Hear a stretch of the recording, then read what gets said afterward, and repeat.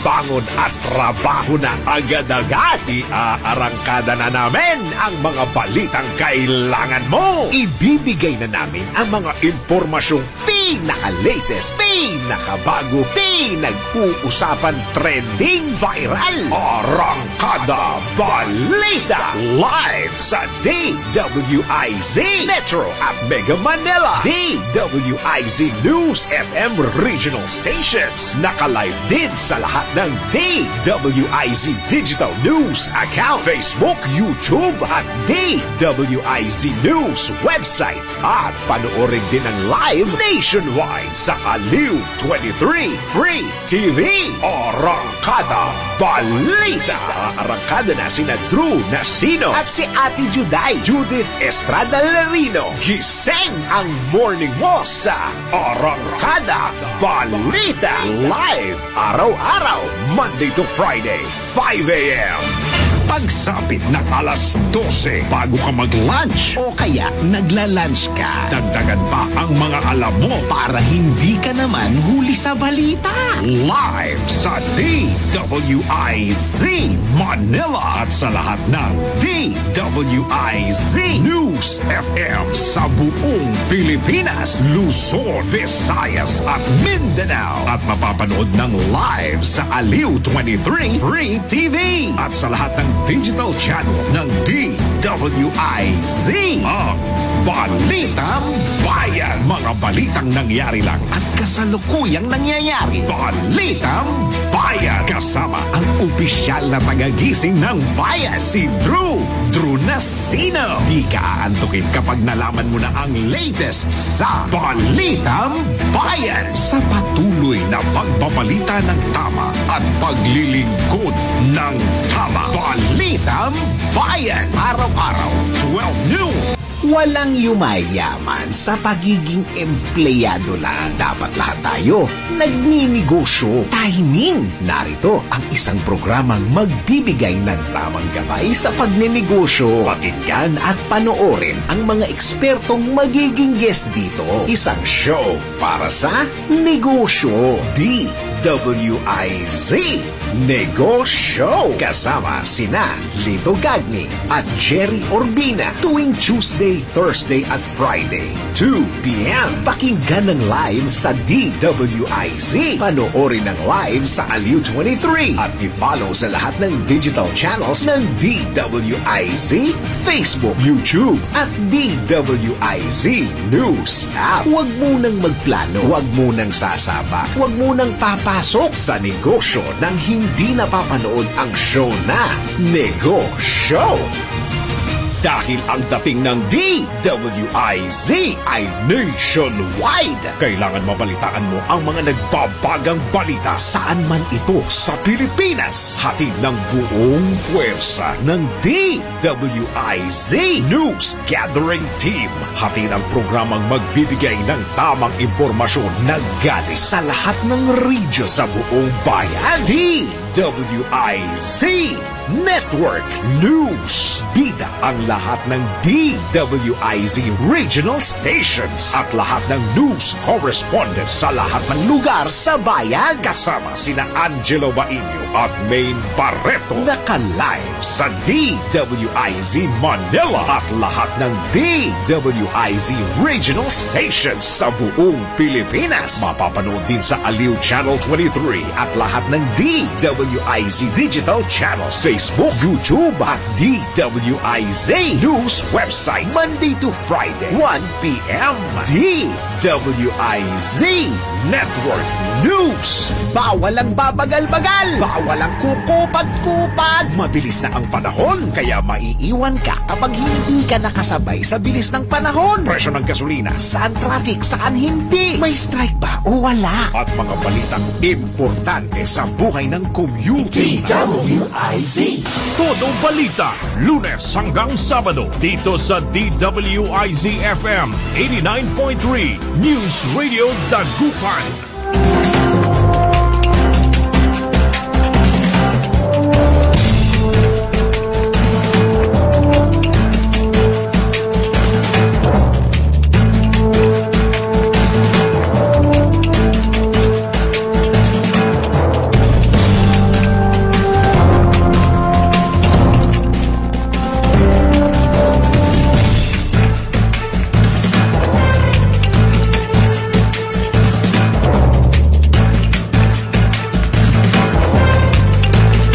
Isang napakagandang umaga ang ating pagbati. Good morning, good morning, good morning, good morning, good morning, good morning, good morning. Magandang umaga po sa inyo lahat. Araw po ngayon ng Biyernes at ngayon ay June 27, 2025. At oras na po ng ating programang Todo Balita at Komentaryo. As usual sa lapuan sa oras, ihatid namin sa inyo mga balita sa ating bansa at sa ibaling dagat. Ganyan po pagtalakay po natin sa ating mga lokal na balita. Kami po yung matagapagbalita ko po si Susan Valdez Yadaw. Kasama natin si Caron Liway Iparegire. Dumako na tayo sa ating mga headlines, sa ating balitang pambansa. PSA nag-warning, alok sa trabaho sa social media, huwag patulan. Todo Balita. Gusto nila akong walisin sa 2028 ayon kay Vice President Sara Duterte. Todo Balita. Rimulya uurirati ng Chief Justice, missing sa Bungero Boss, may connect sa Supreme Court. Todo Balita. Simbahan pinasabog 25 patay. Todo Balita. At hot air balloon sa Brazil nasunog, bumulusok, 8 patay. Todo Balita. Sa ating mga lokal na balita, lalawigan ng Pangasinan, lalahok sa Batang Pinoy National Championship sa General Santos. Todo Balita. Serbisyong pangkalusugan para sa bawat Pangasinense, patuloy na pinagbubuti. Todo Balita. Siyudad ng Alaminos, nakisa sa International Day Against Drug Abuse and Illicit Trafficking. Todo Balita.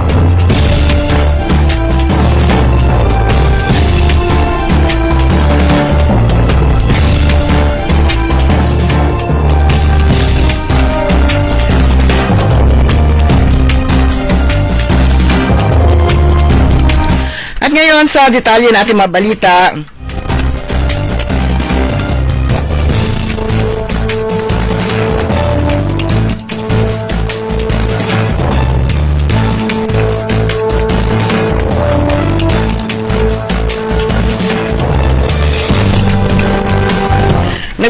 Nagbabala ang Philippine Statistics Authority o PSA sa publiko laban sa mga individual na gumagamit ng pangalan ng ahensya para mag-alok ng trabaho sa social media.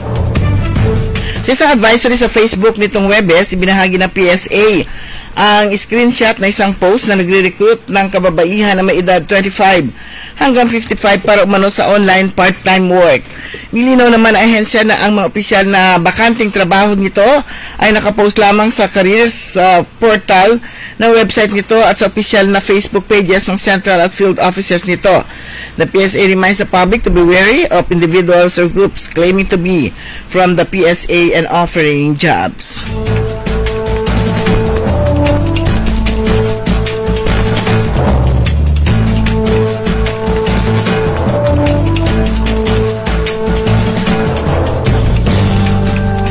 Taas ang sinabi ni Vice President Sara Duterte na gusto ng kanyang makalaban na walisin siya sa 2028 presidential race dahil itinuturing siyang frontrunner sa susunod na halalan.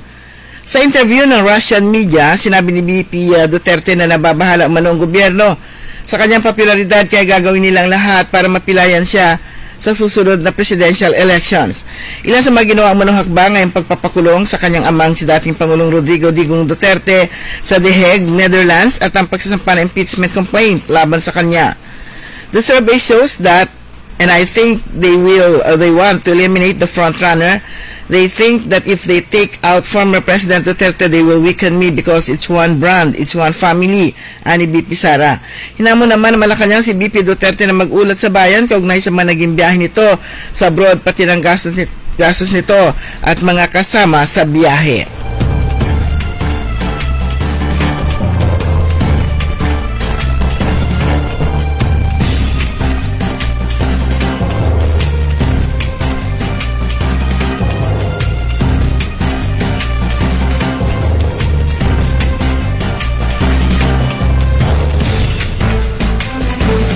Balak kausapin ni Justice Secretary Boying Rimulya si Supreme Court Chief Justice Alexander Jesmundo kaugnay ng mga sabungerong umano'y pinaslang at inilibing sa Taal Lake. Sa panayam ng mamamahayag nitong Webes, sinabi ni Rimulya na base sa testimonya ng testigo sa pagkawala ng 34 na sabungero, mabigat umanong kalaban sa kasong ito dahil malalim ang maimpluwensyang ng pera, mamplensya ng perang utak sa likod ng krimen. Binanggit ng kalihim na maging sa judikatura ay nakakapasok man ang boss ng mga sabungero. We might have to talk to the Chief Justice kasi mabigat. Mabigat ang pera ng isabong, hindi ito basta-basta kalaban, ani Rimulya. Nang tanungin kung gaano kayaman at makapangyarihan ang sinasabing mastermind, sinabi ni Rimulya na kilalang personalidad dito. Basta yung sinasabi ng mastermind, narinig ko yung kanyang in his own words, kaya natin yan sa Supreme Court. Kahit Supreme Court daw, kaya niya. Sinasabi niya, kaya nga kakausap natin ang Chief Justice tungkol dito, dagdag niya. Samantala, tumingin din si Rimulya. Nabanggitin ang pangalan ng mastermind maliban sa pagsasabing isa lamang ito sa grupo ng 20 individual, kabilang ilang government at police official na bumuo ng corporate setup para patakbuhin ng bilyong pisong industriya.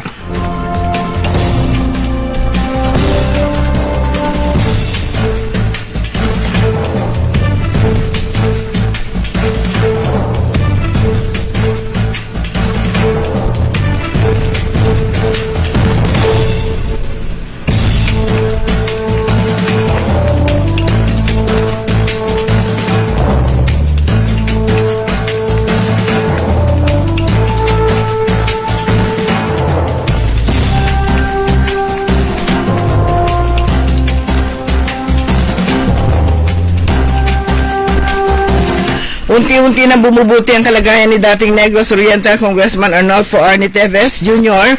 matapos ang komplikasyon nito sa emergency appendectomy. After almost 4 days of not being able to take anything orally, he may now feed himself by mouth with soft foods. The pain has also eased up but is still present, sabi na Atty. Ferdinand Topacio.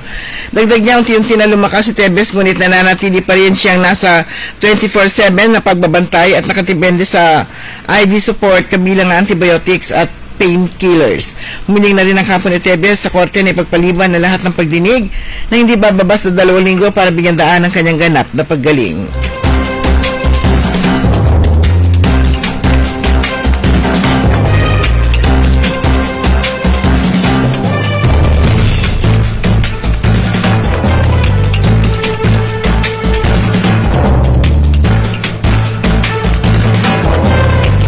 Dumako tayo sa ating mga balita sa ibayong dagat. Nasa 25 katao na sawi, habang 63 ang sugatan matapos pasukin ng isang armadong lalaki ang simbahan sa Damascus, Syria noong linggo.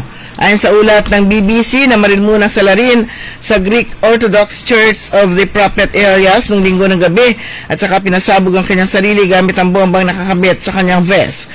Kaani bumano ang jihadist group Islamic State ang salarin. Gayunman, hanggang ngayon ay wala pang grupo na umaangkin ng responsibilidad sa insidente. Sa mga larawan at video sa social media, makikita ang nawasak na altar, nagkalat na basag ng salamin at dugong tumalsik sa mga dingding.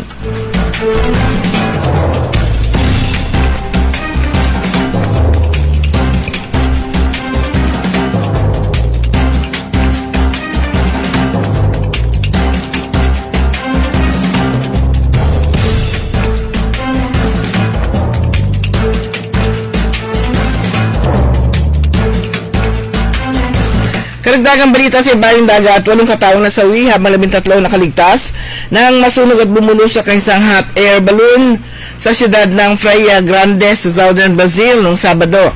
Ayon sa piloto, nagsimulang apoy sa loob ng basket, kaya binaba niya ang lobo. Nang malapit na ang lobo sa lupa, sinabihan niya ang mga tao na tumalon, pero ilan dito ang hindi kinaya hanggang lumaki ang apoy at muling pumaitaas ang lobo. Bumulusok ito kalaunan dahil sa pagkawala ng suspension. Kabilang sa mga biktima, 2 couple, isang mag-ina, isang ophthalmologist at isang figure skater.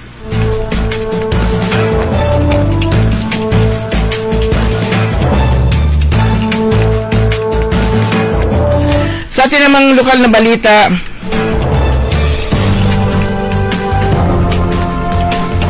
Ang lalawigan ng Pangasinan ay lalahok sa Batang Pinoy National Championships 2025 sa October 25 to 31, 2025 sa General Santos City. Ang pananaw ng gobernador para sa pagpapaunlad ng palakasan ay nakabatay sa malakas na pagbuo ng karakter at mahusay na teknikal na kaalaman. Sa nakaraang taon, sama-samang itinakda ang aming pamantayan sa mas malakas o mas mataas na marka.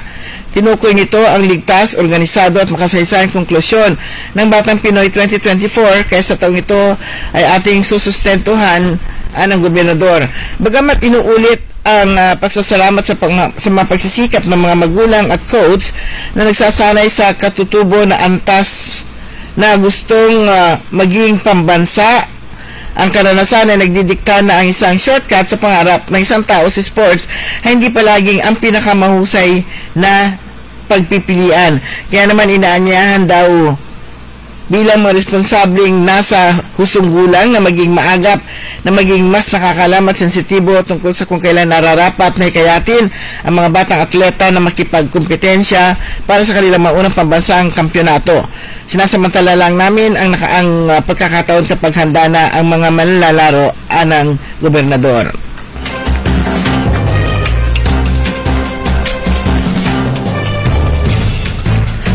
Sa pangunguna ni Governor Ramon Mongico III, patuloy na pinagbubuti ng pamahalang panlalawigan ng Pangasinan ang serbisyong pangkalusugan sa bawat Pangasinense.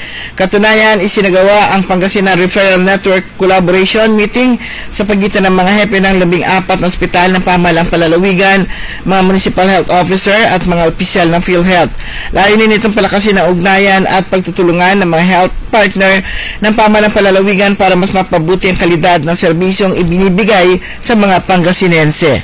Sa ilalim ng Pangasinan Referral Network, mas maayos at mabilis na ang paghatid ng serbisyong pangkalusugan.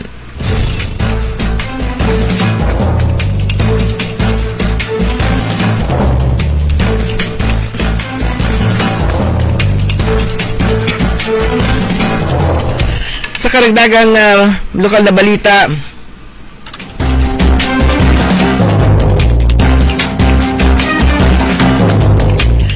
bilang pakikisa at pagsuporta ng lokal na pamahalang lungsod na Alamino sa pamumuno ni Mayor Arch Brian Celeste sa International Day Against Drug Abuse and Illicit Trafficking o the DAIT na may temang The Evidence is Clear, Invest in Prevention, Break the Silence o the Cycle. Isinagawa kahapon ang isang anti-drug abuse prevention program for transport group na naglalayong paigtingin ng kamalayan ng mga miyembro ng Tricycle Operators and Drivers Association o TODA ukol sa masama epekto ng iligal na droga at ang kahalagahan ng kanilang papel sa pagpapanatili ng isang maayos at ligtas na lungsod. Ang programang ito ay mula sa Anti-Drug Abuse Council o ADAC Incentive Fund Calendar Year 2024 at may sa katuparan sa pagtutulungan ng lokal na pamahalang lungsod, Department of Interior and Local Government, Philippine Drug Enforcement Agency, Pangasinan at Alamino City Police Station, Anti-Drug Abuse Council, City Planning and Development Office at Transportation Regulation Unit.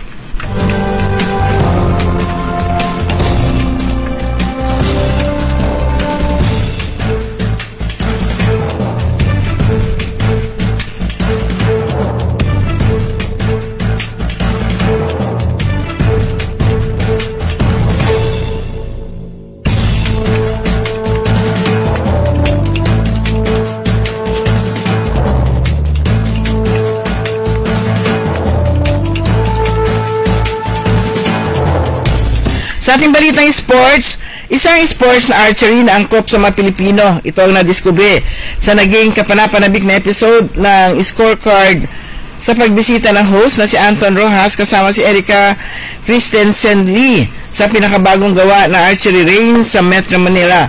Nakasama sina Rojas at Lee ni si World Archery Philippines o WAP National Coach Nino Cinco na hindi lamang nagbigay buhay sa mayamang kasaysayan ng mga Pilipino sa archery, kundi nagturo din sa dalawa kung paano mapapatamaan ang bullseye.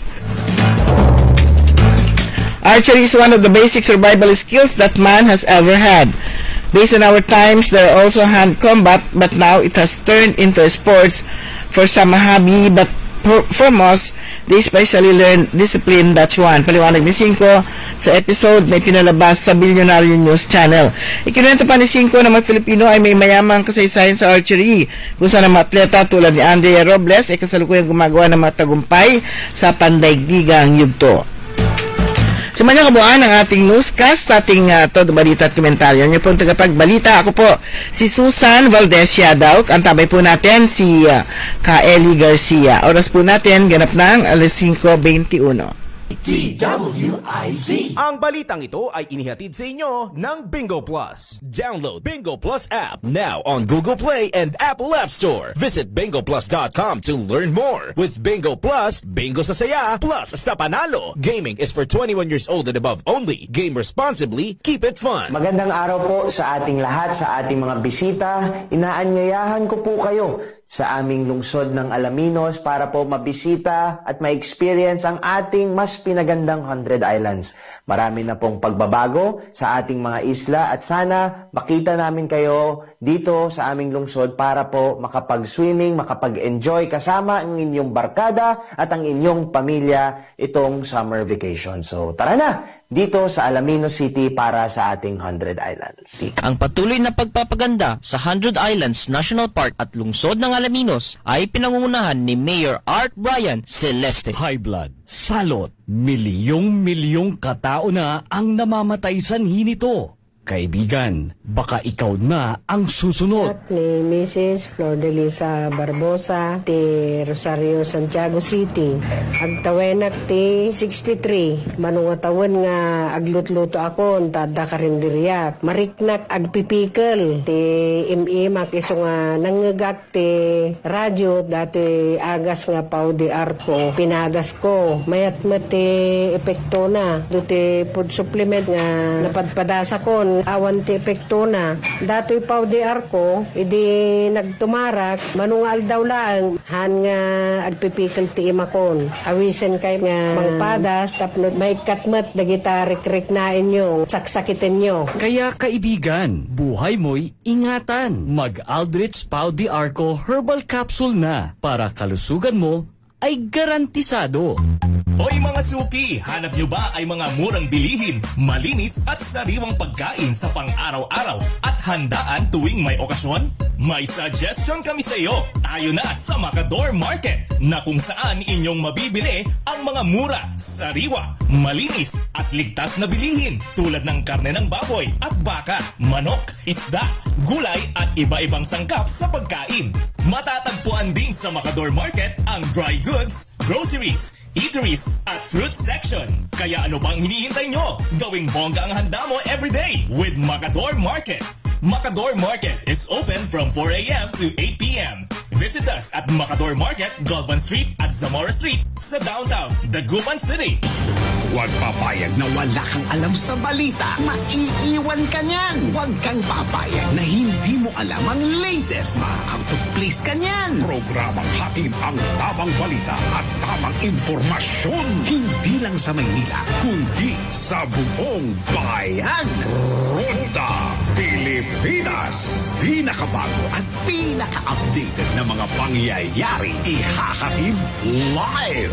Ronda Pilipinas. Kasama ang gigising sa inaantok mong dugo, si Dennis Antenor Jr. Ronda Pilipinas. Makinig sa buong Pilipinas sa DWIZ Manila hanggang saan mang sulong nationwide sa lahat ng DWIZ local stations sa buong bayan. Watch din ng live sa Aliw 23 at sa Facebook at YouTube ng DWIZ Ronda Pilipinas, Monday to Friday, 10 a.m. Dahil ang balita hindi tumitigil. Dahil ang balita tuloy-tuloy na nangyayari. Dapat alam mo ang latest kahit ang mga taong nasa likod ng balita. Kaya makibalita kay Senyor Balita. Araw-araw, Lunes hanggang Biyernes, kasama si Ray Pacheco. Live na mapapakinggan sa DWIZ. Panoorin ang live sa Aliw 23 at naka-live din sa DWIZ Facebook, YouTube at DWIZ News website. Kaya mga senyorito at mga senyorita, mga senyor, mga senyora, makibalita na kay Senyor Balita. Monday to Friday, alas 3 ng hapon. Bahagi pa rin ng DWIZ News Hapon Highlights. Nagbabalita ng tama, naglilingkod ng tama.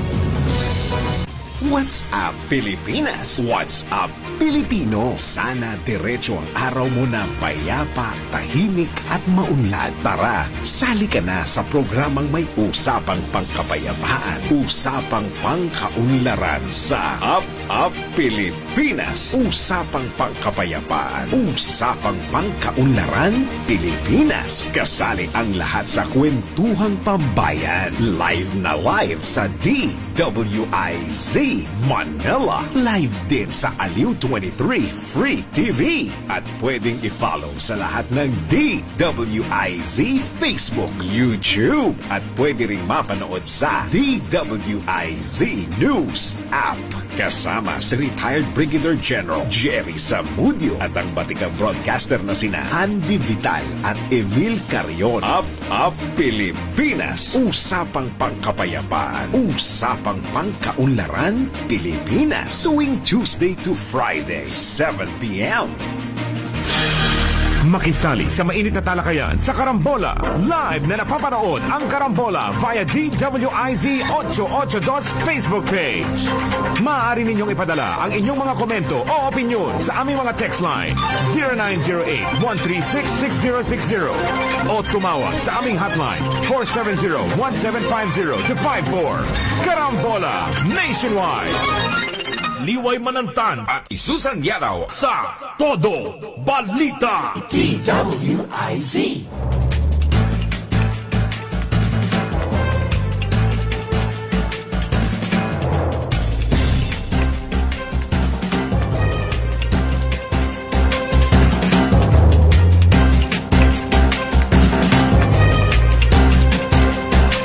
Jitan.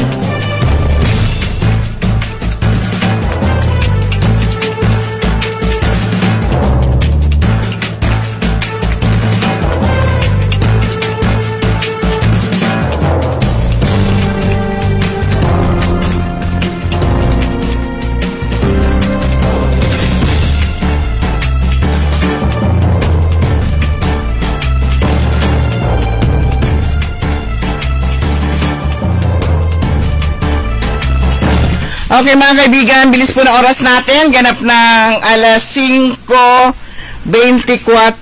at tuloy po ating programang Todo Balita at Komentaryo. Kasama niyo pa rin ang inyong lingkod, Kaaron Susan Valdez Siadaw at si Kaaron Liway Iparagire. Kahapon, 26, ginanap po ang oath-taking ceremonies dyan sa Calasiao ng ni Mayor Patrick Karamat. Kasama niya ang kanyang Vice Mayor, Vice Mayor Kevin Macanlalay at ang kanyang mga konsihal. So medyo ako rin naisip ko rin kasi yung last na election ay last na oath taking, ang take oath ay yung kanyang nanay at siya na ngayon, siya na. Kaya before siya nagsalita, pinakita muna yung merong video na pinakita si dating Mayor Maya Karamat.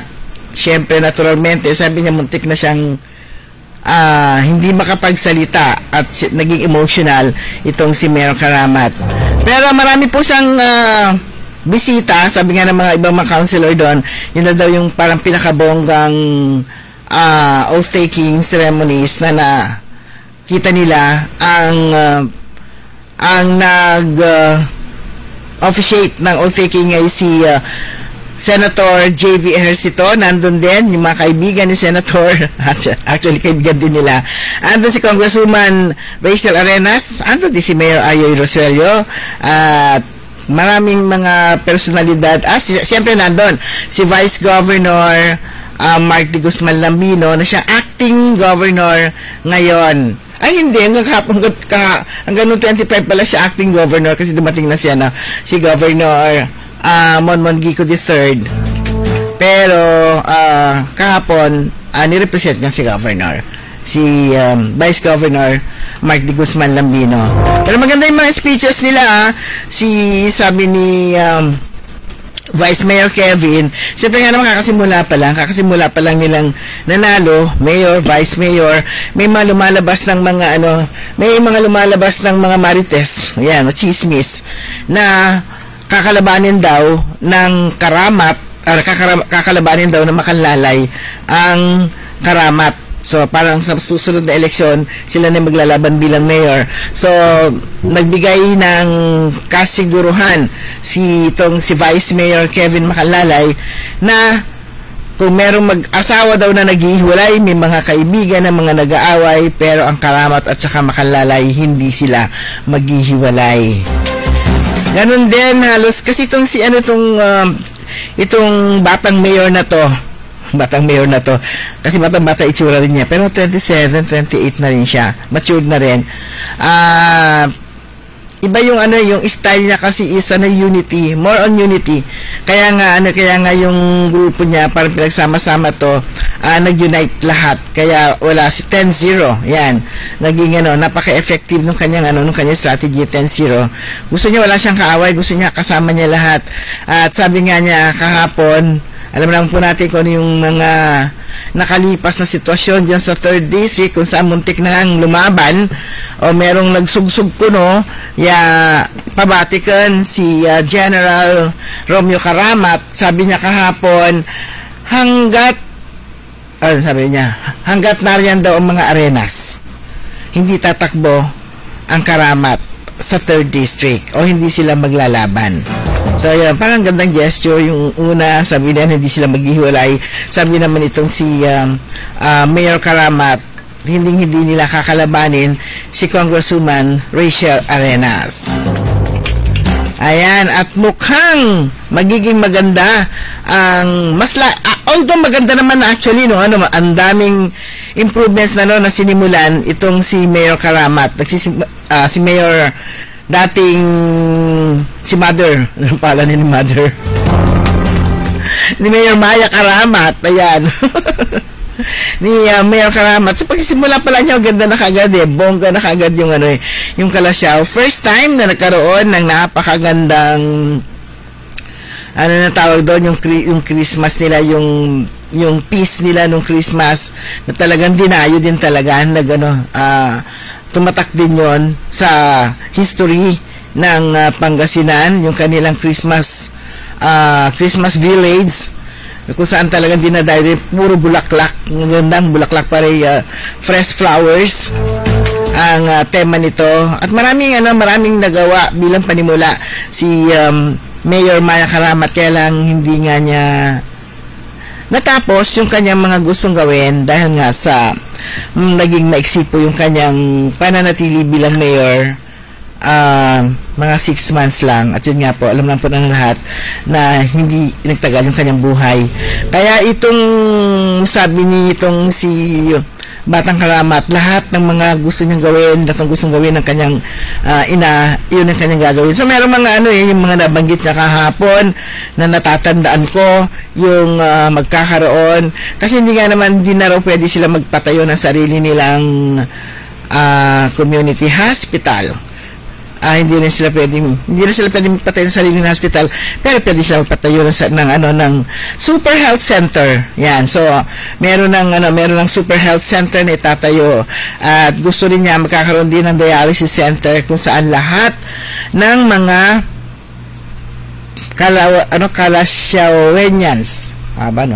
Kalasyawenyans ay libre yung pagpapadialysis. Yan, napaka-importante po niyan, yung mga sakit na malalaman mong libre para lang sa para sa Kalasyawenyans. So yun yung mga natandaan ko na nais niyang ipatupad. Ilan lang yun sa mga nais niyang ipatupad diyan sa Kalasyaw. Itong libreng magkakaroon nga ng super health center, at saka ng gusto niya magkaroon ng sariling dialysis center din para lang sa kanyang mga kababayan diyan sa Kalasyaw.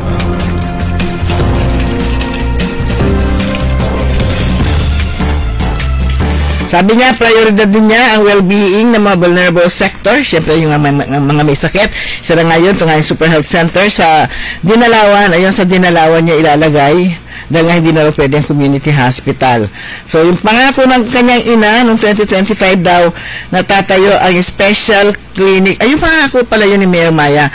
Pangako ng kanyang ina na itatayo ang special clinic dialysis para sa lahat ng mga Kalasyawenyos. Yun, libre ang dialysis. At sabi niya, I am not here to please everyone, but I am here to serve everyone. Yun nga, meron kasi yung mga kailangan mo silang i-please, pero hindi nga dapat nga naman talaga is mag-serve siya.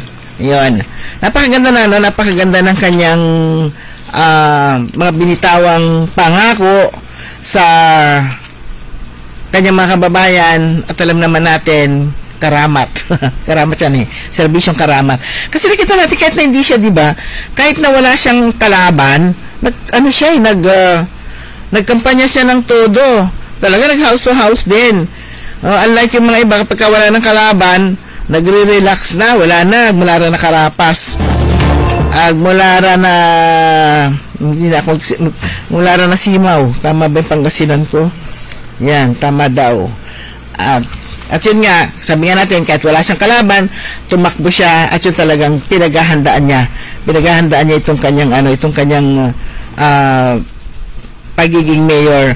At sabi nga niya, yung digitalization, yan, road digitalization. Ayan, expect digitalization in the first few months. Yo, tayo mga may edad na, wala na tayong magagawa. Talagang kailangan mo nang sumabay sa kailangan mong sumabay sa takbo ng panahon, sa agos ng panahon. Yan, yung digitalization na yan, nahirap na tayo, mapipilitan kang pag-aralan yan. Pero kung sa madali rin, yung yan ay cashless transaction, pag natutunan mo naman siya, unlike nun, pupunta ka pa sa mga bayarin, Decorp, sa mga telecommunications company, umpila ka hintay mo pa yung pangalan mo, so mag-access ka talaga ng oras para lang magbayad. Pero ngayon, isang pindot mo lang, yung GCash at yung iba pang mode of payment, makakabayad ka na. Andali, sa isang pindutan lang, 5 transaksyon ka na. O limang pindutan lang, 5 transaksyon ka na. Nakaupo ka lang. Unlike before, talaga isang araw ubusin mo. Yung lakadima na, yung pila ka mambayar kay kuryente. Yung lakadima na, yung pila ka mambayar kay yung Converge, yung mga wifi, mambayar kay lahat na mabayarin. Pero ngayon, nirong kalabala na gunen, tapos na. Laking din, laking tulong din in fairness din.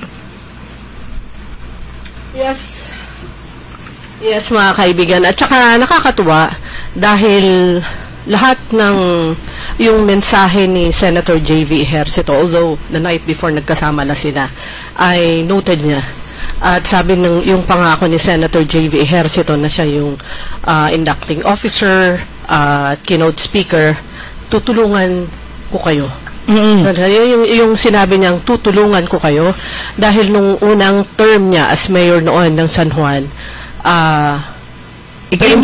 premier city sa Metro Manila ang San Juan, yet 300 million yung nadatnan niyang income. Parang malaki yun, but for a premier city kagaya ng San Juan, maliit sa Metro Manila.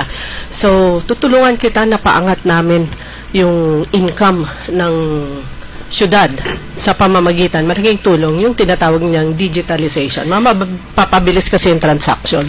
Ikinumpir nga niya yung kanyang sarili kay Mayor Karamat. Pareho, bata rin ako. Magsimula ako bilang mayor. At ang pagkakaiba nga lang nila, si Mayor Karamat, meron na siyang inspirasyon. Siya daw nung time niya, wala pa. Ayan, at kung paano nga niya napaangat, so tutulungan niya. At napansin niya, sabi nga, yung daw nakita niya, madilim. Yan, may mga areas na madilim, kailangan niyan pailawan. So expect niya siguro sa masusunod na araw, yung mga madilim na areas, magkakaroon na yan ng ilaw. Plus yung mga kalsada at mga lugar na hindi safe, kahit nasa nagbabike lang, ayan. Napansin din yun ni Senator JV at napag-usapan nila ni Mayor Patrick Caramat. Si Senator JV kasi, sporty siya. Hindi lang siya nagro-road, hindi lang siya rider. Yung motor na kung saan-saan sila nakakarating. Biker din siya. Kaya kumbaga, alam niya kung ano yung sinasabi niya. Alam niya kung ano yung mga dapat ayusin. At saka yung sabi nga niya katulad niyan, yung magdidepensa na nga ng budget, ang Regional Medical Center, sabi niya, ayaw niyang magsalita, magbigay ng comment na hindi naman niya nakikita yung kanyang kino-comment. Kaya mismo umiikot siya, tinitingnan niya para alam niya kung ano talaga yung problema. Pero balikan muna natin si Mayor Patrick. Sabi niya yung mga pressing concerns na gusto niyang ayusin diyan sa Calasiao, traffic. Number 1 na sinabi niya, traffic, which is very true. Garbage, financial management, healthcare, education, ano pa ba? Social services, yun yung social services. Yun yung mga mabilis na take note ko. Yan, at sabi niya, walang tatanggalin na empleyado. But take note kahit saang local government units, yung mga job order o kaya yung mga contract workers, magtatapos yung kanilang contract at the time na matatapos yung termino nung pinirma ng kanilang kontrata. So, kung naging maganda, kahit saang bayan yan, kung naging maganda yung performance nyo, makikita naman doon ng HR yung karapat-dapat ba kayong bigyan muli ng bagong kontrata. O kaya, fresh contract as job order employee o kaya contract worker. Pero sabi nga ni Mayor Patrick Caramat, wala siyang tatanggalin na empleyado. Lalong-lalo na kasi naging maganda rin yung samahan nila ni Vice Mayor Kevin Macalalay na siya naging mayor nung time na nawala nga si Mayor Maya Caramat. Naging maganda naman yung kanilang samahan. Kaya siguro yung mga kasama rin ni Vice Mayor Kevin, makakasamahan din niya. Naturally talaga. Kasi isa lang sila team unity nga, kaya posibleng walang tatanggalin. Pero pwedeng gaya nga na sabi mo, baka maganda yung kanilang performance, kaya yung possibility na hindi nga sila matanggal. Yung iba kasi kung minsan talaga tinitignan din talaga na itong mga leaders na to, yung pagbibigay ng trabaho. Kasi kapag katatanggalan mo ng trabaho yung mga job orders, para mo na rin tinanggalan ng kabuhayan yung kanilang mga pamilya. Katulad nga nung lungkot nga nung mga dito sa Dagupan City, yung mga councilors noon, na dati-dati naman talaga umaabot ng 10 during the past administration, yung umaabot ng 10 yung mga job orders ng bawat councilors, pero yung last talagang 3 lang ang ibinigay sa bawat councilor ng M7. Ayan, ng M7. Kasi hindi naman alam talaga kung ilan yung ibinigay nila doon sa minority, kasi sila lang nakakaalam. Yun yung sakit ng loob nila. Hindi dahil sa mawawalan sila ng kasama, ng katulong, kundi yung gusto talaga nilang makapagbigay din ng trabaho sa kanilang mga kababayan, para nga naman sa yun nga, kapag ka nawalan ka ng trabaho, para ka na rin nawalan ng kabuhayan. Kaya yung mga kababayan po natin na nagtatrabaho sa gobyerno, lalo na kung job order at saka contract workers, dapat pakita nila yung kanilang sipag. Hindi yung porke, appointed ako kasi malapit ako dun sa appointing officer. You have to perform pa rin. Pero yan ang kaabang-abang sa bayan po ng Calasiao.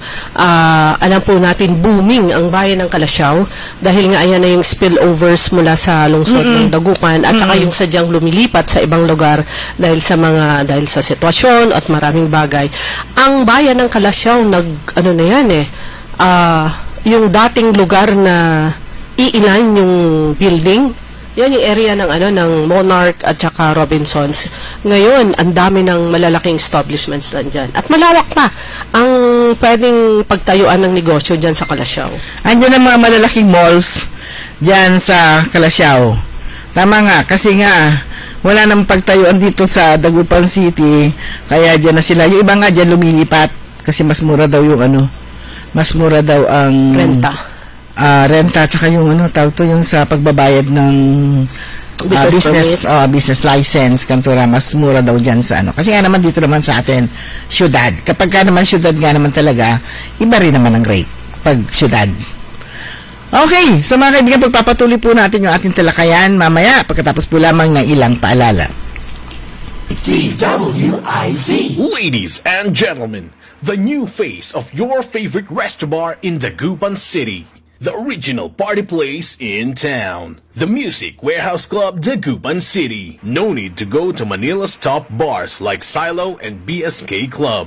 Dagupan has it all. Fully air-conditioned with free entrance, free parking, and restrooms for all. Doors open at 7 p.m. Do well, live well, and dress really well. Find us at Paris Street, Barangay Pogo, Chico. Contact us at 075-522-2617. Reserve your tables now. High blood, salot, milyong katao na ang namamatay sanhi nito. Kaibigan, baka ikaw na ang susunod. Ako ay si Maria Lunag ng Cordon Isabela, 16 years old. Yung asawa ko may diabetes, cholesterol, may high blood. Narinig ko sa radyo, mabisa daw yung Pau capsule. Bumili ako, pinainom ko sa asawa ko. Gumaling siya at lumakas.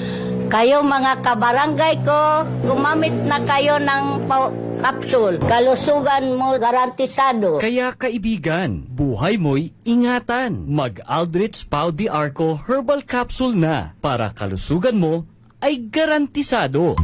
Hoy mga suki, hanap nyo ba ay mga murang bilihin, malinis at sariwang pagkain sa pang-araw-araw at handaan tuwing may okasyon? May suggestion kami sa iyo. Tayo na sa Macador Market na kung saan inyong mabibili ang mga mura, sariwa, malinis at ligtas na bilihin tulad ng karne ng baboy at baka, manok, isda, gulay at iba-ibang sangkap sa pagkain. Matatagpuan din sa Macador Market ang dry goods, groceries, eateries at fruit section. Kaya ano pang hinihintay nyo? Gawing bongga ang handa mo everyday with Macador Market. Macador Market is open from 4 a.m. to 8 p.m. Visit us at Macador Market, Galvan Street at Zamora Street sa downtown Dagupan City. Para diretso na alive ang umaga mo. Para diretso na buhay ang dugo mo. Para diretso na ang bangon at trabaho na agad-agad. Iarangkada na namin ang mga balitang kailangan mo. Ibibigay na namin ang mga impormasyong pinaka-latest, pinakabago, pinag-uusapan, trending, viral. Arangkada Balita live sa DWIZ Metro at Mega Manila. DWIZ News FM regional stations. Naka-live din sa lahat ng DWIZ Digital News account, Facebook, YouTube at DWIZ News website. At panoorin din ang live nationwide sa Aliw 23 Free TV. Arangkada Balita. Arangkada na sina Drew Nasino at si Ate Juday, Judith Estrada Larino. Gising ang morning mo sa Arangkada Balita live araw-araw, Monday to Friday, 5 a.m. Pagsapit ng alas 12 bago ka mag-lunch o kaya nagla-lunch ka, dagdagan pa ang mga alam mo para hindi ka naman huli sa balita. Live sa DWIZ Manila at sa lahat ng DWIZ News FM sa buong Pilipinas, Luzon, Visayas at Mindanao. At mapapanood ng live sa Aliw 23 Free TV at sa lahat ng digital channel ng DWIZ. Ang Balitang Bayan. Mga balitang nangyari lang at kasalukuyang nangyayari. Balitang Bayan. Kasama ang opisyal na tagagising ng bayan, si Drew Nasino. Di ka aantukin kapag nalaman mo na ang latest sa Balitang Bayan. Sa patuloy na pagbabalita ng tama at paglilingkod ng tama. Balitang Bayan. Araw-araw, 12 noon. Walang yumayaman sa pagiging empleyado lang. Dapat lahat tayo nagninegosyo. Timing! Narito ang isang programang magbibigay ng tamang gabay sa pagnenegosyo. Pakinggan at panoorin ang mga ekspertong magiging guest dito. Isang show para sa negosyo. DWIZ Negosyo. Kasama sina Lito Gagni at Jerry Orbina tuwing Tuesday, Thursday at Friday, 2 p.m. Pakinggan ng live sa DWIZ. Panoorin ng live sa Aliw 23 at i-follow sa lahat ng digital channels ng DWIZ, Facebook, YouTube at DWIZ News App. Huwag munang magplano, huwag munang sasabak, huwag munang papasok sa negosyo nang hindi napapanood ang show na Negosyo. DWIZ. Liway Manantan at Isusan Yaraw sa Todo Balita.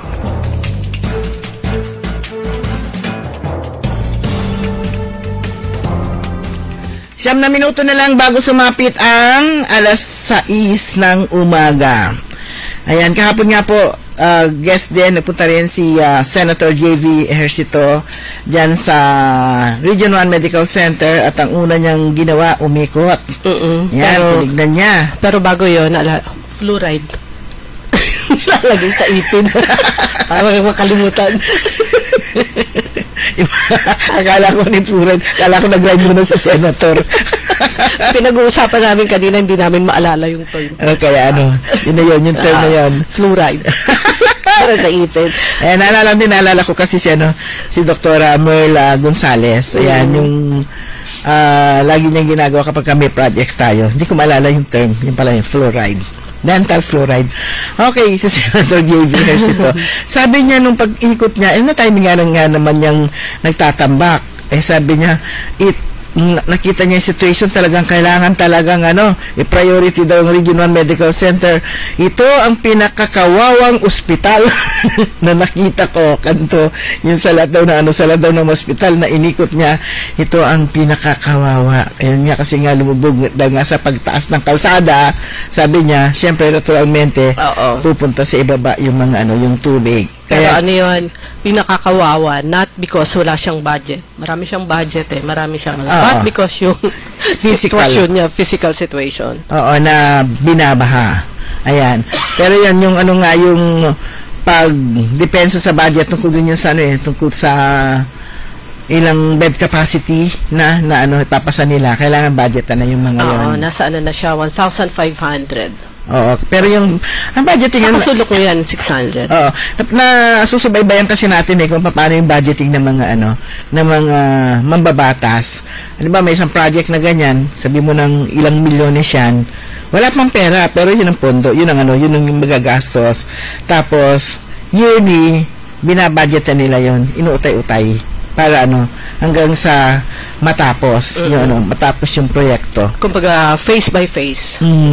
At minsan yung ginagawa nila, ewan ba't may ganun halimbawa ilang senador yan, kanya-kanya silang mga budget. Yan. So hihingi hanggang sa makadami sila. Kaya kailangan talaga yung mga mayors o yung mga chief executive ng bawat LGUs marunong silang malapit sila sa patugan. Oo, tsaka masipag mga lawit.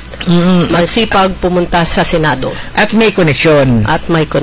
At friendship nila, nakakalapit sila sa mga department heads, sa mga secretaries. Pero dun sa mensahe kahapon ni Senator JV Ejercito doon sa oath-taking ng mga local officials, elected officials ng Calasiao at dun sa Region 1 Medical Center. Kasi rider nga po siya, nagbumotor siya. Meron silang grupo. He makes it a point na bisitahin yung mga lugar na dapat bisitahin niya, lalo na connected sa kanyang committee. Like ito sa committee, gusto niyang makita personal kung ano yung sitwasyon.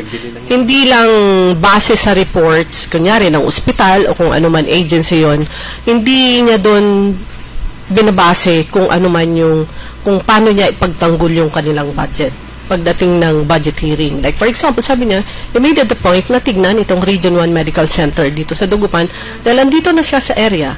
At nakita nga yung sitwasyon. Sabi ko, yung sitwasyon na nakita na not because of the financial situation ng Region 1 Medical Center but because of the physical situation na cost ng pagbaha.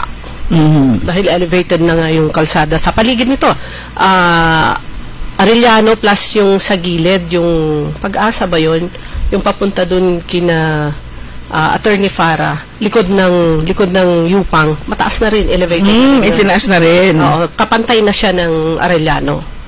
So sigurado Pero yung mga kalsada pantay-pantay na yan. Pero hahanap lang naman po natin ng tubig. Hahanap yan ng dadaanan niya o ng pupuntahan niya. Siyempre doon sa pinakamababa, yung mga catch basins, meron silang babagsakan doon sa mga malalalim na lugar. Pero yon, hopefully, siguro in 25 years, lahat ng mga bahay nakapagtaas na. Sana. In 25 years.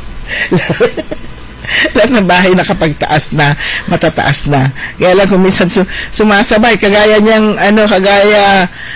itong downtown area, hindi naman yan dati nababaha Pero ngayon, basta-basta. Oo, pero ngayon, high tide pa lang, wala pang ulan, baha na. Yan, paano na nga kung umuulan pa? Diyos ko dahi. Rizal extend, ito na, buhay na patotoo. Elevated na itong Rizal nung yan talagang binabahayan, itinaas siya ng bongga. Kaya naman yung ground floor ng Bedbox Hotel, itinaas din ng bongga rin. Oo, pero ngayon, ang baha pa rin yung Rizal. Ang baha, bongga pa rin ang baha. Walang sabi ng baha, kala mo iiwanan kita, hindi. Naka-steady yung dredging machine ng DPWH ba o sa city yun, dun sa bahagi ng Pantal, dun sa palabas na, dun sa may Pantal Gibang. Sana i-schedule din, i-dredge itong bahagi ng Pantal River mula sa Silong, bahagi ng Pantal Bridge, yung mataas, hanggang dito sa may kahit hanggang sa bahagi lang ng Star Plaza. Malaking bagay na po yan pag natanggalan ng silt yung lugar na yan, talagang pag-flow ang tubig palabas. Kahit papaano. Tapos, ang napansin din, bigla tayong napunta sa baha at saka sa dagupan kasi yun yung nakita ni Senator J.V. Ejercito, yung binabahang lugar sa facilities ng Region 1 Medical Center. So, isa pa po na pansinin nyo po dito sa may bahagi pa rin ng Pantal River, palabas na dun sa Lingayen Gulf. Ito pong tapat ng Salapingaw, Lumboy, malapit sa Pugaro, ang dami pong mga dyan, fish trap. Dati iilan lang na bahay kubo yung nakalagay doon Bahay kubo kasi doon nag-i-stay yung mga caretaker. Pero ngayon, fish traps talaga na napakahaba. So yun, nakangati na naman yung lalamunan ko. So yun, mamaya, kumusta kaya? Hanggang, expected hanggang Sabado, yung high tide, kaya kahit na wala ulan, pero mukhang uulan na naman, maganda na naman yung umuulan, maganda na yung panahon. Sa akin, pag makulimlim, maganda yung panahon sa akin kasi hindi aga masalimuot, presko, pero sana wag na maumulan. Ayan, kasi meron tayong activity today. Ganyan lang, okay na yan. Wag na umulan. Ngayong umaga na, schedule ng oath-taking ng newly elected officials ng San Carlos City, headed by re-elected Mayor Ayoy Risuello and Vice Mayor Bogs Risuello at syempre yung kanilang mga councilors. Di ba ngayong umaga 27? Parang ngayon. Bukas, ngayon din ang Areco. Ngayon din ang Agno. Ngayon din. Ngayon din ang Agno at ngayon din ang Bugalyon. So, may invitation nga si Ate Michelle. Sabi niya, sorry sa late invitation. Pero nag-invite siya. Kaya lang na, 27 naman ngayon. Mahirap, napakarami sabay-sabay. Tapos, sa June 30, ayan, oath-taking naman ng re-elected Governor Ramon Gico III, 7:30 in the morning, dun sa Season Auditorium. At sa Lunes din, June 30, sa Monday flag racing, gimbita rin si Mayor Leopoldo Batawil. Last day naman nila sa office, pero congratulations kay Mayor Leopoldo Batawil dahil sa napakalaking naibahagi niya sa kanyang paninilbihan, hindi lang sa 2nd District, kundi sa bahay niya mismo sa Lingayen. 9 years lang yun, ha? 9 years lang. Hindi pa na, 6 years. So, sa loob lang ng 6 years kasi hindi niya natapos yung term niya. Sa loob ng 6 years. Para makita mo yung total transformation ng bayan ng Lingayen. At bukas naman si Mayor Ars Brian Celeste naman. ng Alaminos. Ng Alaminos, alas 9 ng umaga. At mamayang gabi naman, ang Inner Wheel Club of Downtown Dagupan. Ayan, mamayang gabi. Tapos, sa Lunes din, ang oath-taking syempre ni na Vice Governor Mark de Guzman Lambino. Separate, same morning na, separated lang ng konti sa oath-taking ni Governor Ramon Gico III. So, si Vice Governor Mark de Guzman Lambino ay yung mga newly elected members ng Sangguniang Palalawigan mula sa 6 na distrito ng Pangasinan. Ayan, good morning kina Rodel Idades Peralta, Rafael Acosta Mangalyag, Rolly Soriano, Randy Manawis, David at Tambidaw, Delim, Ariel Awanan, Bandong, Doris Sanchez Maramba, Carlito Bandong. Ha? Carlito. Si Awanan, hindi siya si Bandong. Ano ba sinabi ko? Mga suki. Ariel Awanan, Bandong kang ko, diba? Binabasa ko lang eh. Glory Sanchez Maramba, Rafael Acosta, at Randy Manawis, si Madam Rose Marique. At si Cora Aquino at Kuya Mar dyan sa Barangay Tubeng, plus syempre yung ating mga kaibigan dyan sa, yung mga suki natin sa Malimgas Market. Ayan, at si Mama Ta, tsaka si Jerome, tsaka si Kuya Polly. At si DC Vian Venice Juarmas, na makikita na naman namin mamayang gabi. At tsaka si Madam Rose K. Good morning. Ay, meron pa ako nakalimutan. Kuya Benjitan, good morning. At tsaka yung mga kabarangay ko dyan sa Highlander at tsaka sa PNR Road, sa PNR sa Mayombo. Okay, sa mga kaibigan, Friday today, bukas, Sabado, wala na po tayo sapat na oras. Ang tabayanan po ninyo, susunod agad, early in the morning, makasama po ninyo si Karen Orly Navarro. Programang Todo Balita at Komentaryo, kami po niyo nakasama sa technical side, si Ellie Garcia. Ako po si Liway Malantan Iparagire. Ako naman, si Susan Valdez Shadow. Magandang umaga po sa inyo lahat. DWIZ. Sumainyo ang Todo Balita, Lunes hanggang Sabado, dito sa DWIZ FM 89.3 News Radio Dagupan.